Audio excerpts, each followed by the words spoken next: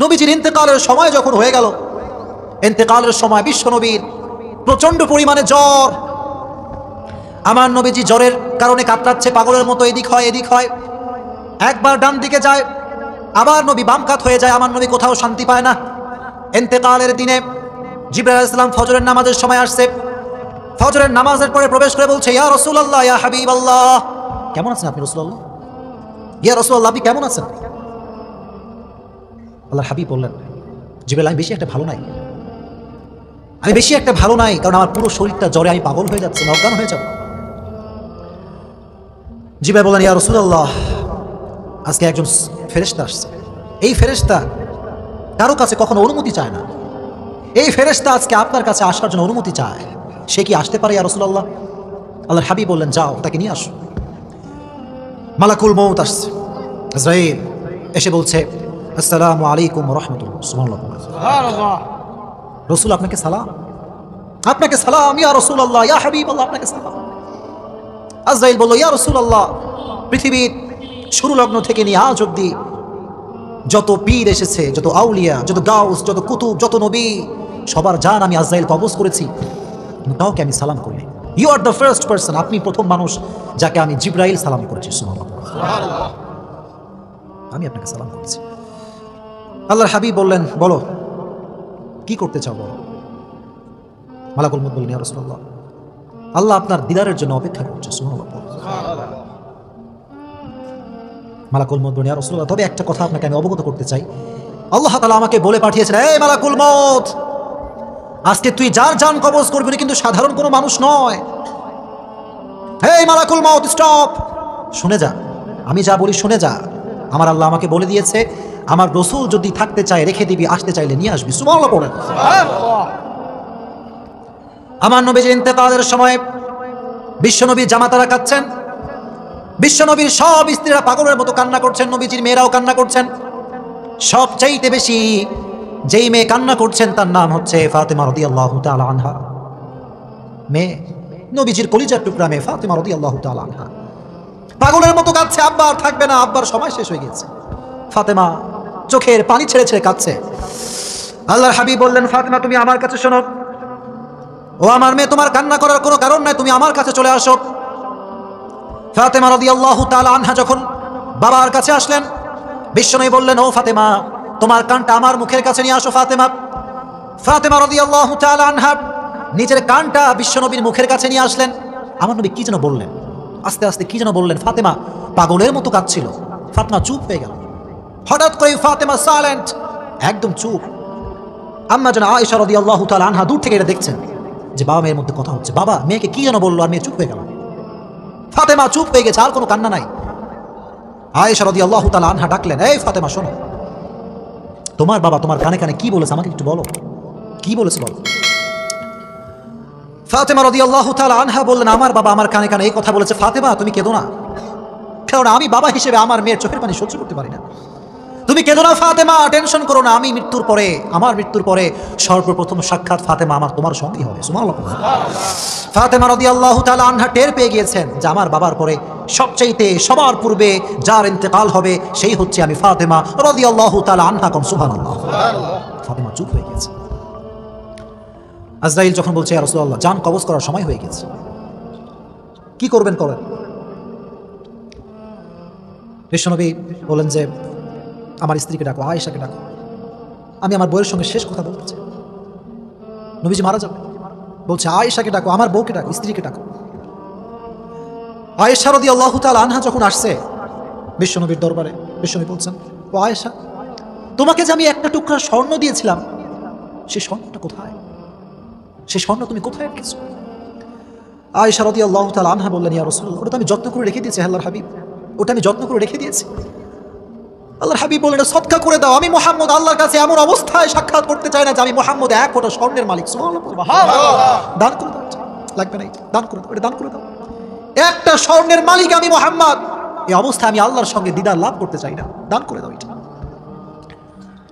ওমর ফারুক রাদিয়াল্লাহু তাআলা আনহু একবার বিশ্বনবীর ঘরে আসলেন। এসে দেখলেন দো জাহানের সর্দার, দো জাহানের বাদশাহ, দুনিয়ার বাদশাহ, আখিরাতেরও বাদশাহ, ঘরের ভিতরে শুয়ে আছে। বিশ্বনবীর ঘরটা কেমন আমি একটু বলে দিই, আপনারা শোনেন। ধৈর্য কারে বলে একটু শোনেন, তাকওয়া কারে বলে একটু শোনেন, and try to feel this matter and try to think about on this matter, একটু ভাবেন না। ওমর এসে অবাক হয়ে গেল, আল্লাহর হাবিব শুয়ে আছেন, কোনো খাট নাই, কোনো কম্বল টম্বল কিচ্ছু নাই, রসুলের ঘর, পুরো ঘরটা ফাঁকা। রসুলের ঘরে একটা মাত্র চাটাই আছে, চাটাই। নবীজি চাটাইয়ের উপরে শুয়েছে, তো পিঠ সব দাগ হয়ে গিয়েছে, পুরোটাই পিঠ দাগ আর দাগ। আমার নবীজি পান করবে, কোনো সুন্দর জগ নাই, গ্লাস নাই, একটা গ্লাস, সামান্য একটা পানির পেয়ালা ঘরের এক কোনায় পড়ে আছে, উল্টে পড়ে আছে।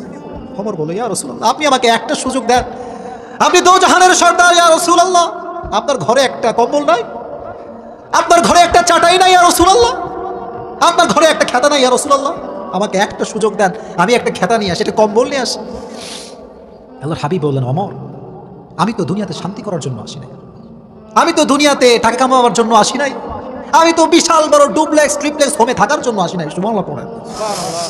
আমি মুহাম্মদ যদি আল্লাহকে বলি, আল্লাহ রাব্বুল আলামিন উহুদ পাহাড়কে আমার জন্য স্বর্ণ বানিয়ে দেবে। আমি যদি আল্লাহকে বলি, আল্লাহ অঢেল ধন সম্পত্তি দাও, আল্লাহ আমাকে সবচেয়ে ধনী ব্যক্তি বানিয়ে দিবে। কিন্তু আমি তো শান্তি করবার জন্য আসি নাই, আমি তো শান্তি করবার জন্য আসি নাই। বিশ্বনবী সব সাদকা করে দিলেন। সাদকা করে যখন বিশ্বনবী একেবারেই নিঃস্ব, কিচ্ছু নাই আমার নবীর কাছে, সর্বশেষ আমার নবী যে বাক্যটি উচ্চারণ করলেন, শব্দটি বললেন, সেটি হচ্ছে আসসালাত, আসসালাত, আসসালাত ওয়া মা মালাকাত আইমানুকুম। উম্মতেরা নামাজ, নামাজ, নামাজ, যাই করো আর তাই করো, নামাজটাকে ছেড়ে দিও না, নামাজ ছেড়ে দিও। আমি এই যে আপনাদের কাছে দুটো হাত জোর করছি, যুবকদেরকে বলছি, যুবক, আল্লাহর কসম একবার, আল্লাহর কসম দুইবার, আল্লাহর কসম তিনবার, তুমি নামাজকে বাদ দিয়ে পৃথিবীর কোথাও শান্তি খুঁজবা, আল্লাহর কসম আল্লাহর জমিনে তুমি কোথাও শান্তি পাবা না। চিল্লায় কাউ ঠিক কিনা?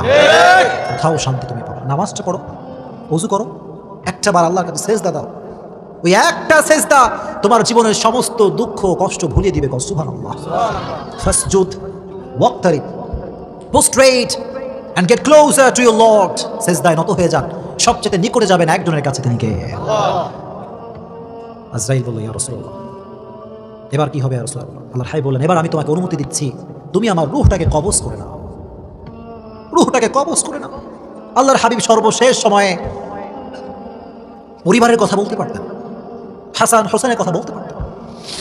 আমার নবীজি চাইলে স্ত্রীর কথা বলতে পারতেন যে, আমার স্ত্রী, তোমাদের ওখানে টাকা আছে, অমুক জায়গায় জমি আছে, নিয়ে নিও না। সর্বশেষ সময় নবীজি উম্মতকে ভোলে নাই। কম সুবহানাল্লাহ। আর আজকে সেই নবীর উম্মত হয়ে আমরা এক ওয়াক্ত নামাজ পড়তে চাই না। ছিল কম ঠিক না? আজকে ওই নবীর উম্মত হয়ে যুবক একটা মেয়ের জন্য দায়টাকে দৈনন্দিন 3 বার শেভ করেছিল। এখন ঠিক না? যুবক, আমি তো তোমাকে অলওয়েজ মোটিভেট করি, যদি তোমাকে কোনো মেয়ে দাড়ি রেখে পছন্দ করতে না চায়, যুবক, আল্লাহর কসম ওই মেয়ে তোমার বউ হওয়ার যোগ্যতা রাখে না। যদি তোমাকে কোনো মেয়ে 5 ওয়াক্ত নামাজ রেখে পছন্দ করতে না চায়, আল্লাহর কসম ওই মেয়ে তোমার বাড়ির সদস্য হওয়ার যোগ্যতা রাখে না। জীবন থাক আর না থাক, দাড়ি আজ থেকে রাখবা তো ইনশাআল্লাহ। ইনশাআল্লাহ। সব যুবকরা হাত তোলো, raise your hand, fast, very fast, raise your hand. বলো হুজুর, আওয়াজ নাই, জোরে কও হুজুর। আজ থেকে 5 ওয়াক্ত নামাজ বা জামাত আদায় করব ইনশাআল্লাহ। আজ থেকে আমি আমার দাড়ি রাখবো, জোরে কও ইনশাআল্লাহ। আচ্ছা কও তো, এই যে আমি দাড়ি রাখছি, আমার কি খ্যাত লাগে? খ্যাত লাগে? আমার কি আনস্মার্ট লাগে নাকি স্মার্ট লাগে? লাগবেই, স্মার্ট লাগবেই তো, কারণ আমার নবীর দাড়ি ছিল কি ছিল না? জোরে কও ছিল কি ছিল না? He was the most smart personality in the world, as a father, as a teacher, as a lawyer, as a commander, as a messenger, as a reformer of the society. Muhammad is the superman of the world. Subhanallah. বাবা হিসেবে, নেতা হিসেবে, সমাজ সংস্কারক হিসেবে আমার নবীকে গোটা বিশ্বের জন্য সুপারম্যান করে পাঠিয়েছে একজন, তিনি কে? ধৈর্য ধারণ করে দাঁড়িয়ে রাখবা। কে কি বললো, you don't care about anyone's comment. কথা কও ঠিক কিনা? প্রোফাইল পিকচার দিবা দাঁড়িয়ে রাখা, দেখো এই যুবক, প্রোফাইল পিকচার দিবা দাঁড়িয়ে রাখা, আর ক্যাপশনে লিখবা, তোর যা মন চাই লিখে যা, আই ডোন্ট কেয়ার। পারবা ইনশাআল্লাহ? প্রোফাইল পিকচার শাহরুখ খান ছবি দিও না, প্রোফাইল পিকচার ইন্ডিয়ান কোন সিনেমার নায়িকার ছবি দেওয়া যাবে না। পারবা ইনশাআল্লাহ? আজ থেকে যুবকরা দাঁড়িয়ে রাখবা তো ইনশাআল্লাহ। 5 ওয়াক্ত নামাজ বা জামাত আদায় করবা তো ইনশাআল্লাহ। আর আজ থেকে যেখানে যাও, be patient, you have to be a patientful personality. ধৈর্য ধারণ করলে সফলতা প্রত্যেকটা প্রান্তে প্রান্তে দিবে একজন, তিনি কে?